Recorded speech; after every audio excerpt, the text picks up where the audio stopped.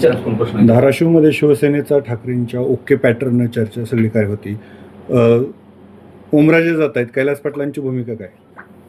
ओमराजे जात आहेत का नाही याबाबत संदिग्धता अजूनही आहे. म्हणजे माध्यमातनं वर्तमानपत्रातनं आज ह्या क्षणापर्यंत अजून संदिग्धता आहे.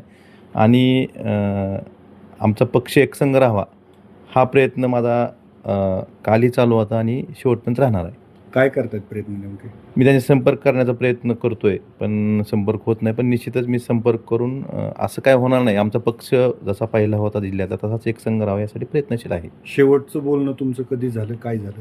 नाही, परवा फक्त केसचा विषय जो होता तारखेचा त्या दिवशी झालं, तर त्यानंतर नाही बोलणं झालं. या सगळ्या चर्चेनंतर तुम्ही काही त्यांच्याशी बोलण्याचा प्रयत्न केला? मी प्रयत्न करतोय, बोलणं पण झालं नाही का? संपर्क होत नाही माझा. मी तेच करतोय, प्रयत्न करतो. काल एक गाडी पुणे विमानतळावर म्हणजे तेच सांगू शकतात दबाव आहे का नाही हे खासदार साहेब स्वतः सांगू शकतात. सुषमा अंधारेंचा काय तुम्हाला फोन आला होता, नेमकं काय काय बोलणं झालं होतं? सुषमा अंधारे जसं बऱ्याच जणांचे नेते मंडळीचे फोन आले, त्यात सुषमा अंधारेने सांगितलं ना तुम्हाला काल काय ते. खरं तर आता मी त्यांना ज्या गोष्टी खऱ्या आहेत किंवा ज्या वाटतात ते मी मोकळेपणे त्यांना बोललो होतो.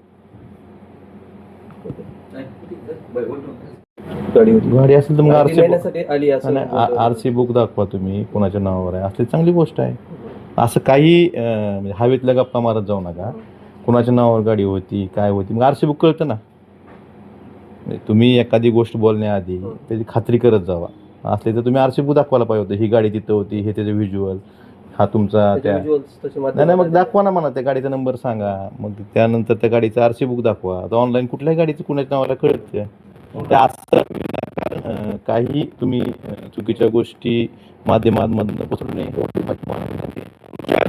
रात्री 1 वाजताची जी चर्चा आहे त्या दिवशी कैलास पाटील पण पुण्यातच होते आणि त्यांची भेट झाली असं मी पुण्यात होतो. मी त्यांना भेटण्यासाठीच गेलो होतो, पण माझी भेट झाली नाही हे स्पष्ट सांगतो. आणि ही गोष्ट मी पक्षप्रमुखांना सांगूनच पुण्याला गेलो होतो. ओमराजे निंबाळकर यांच्यावर दबाव असण्याचं संजय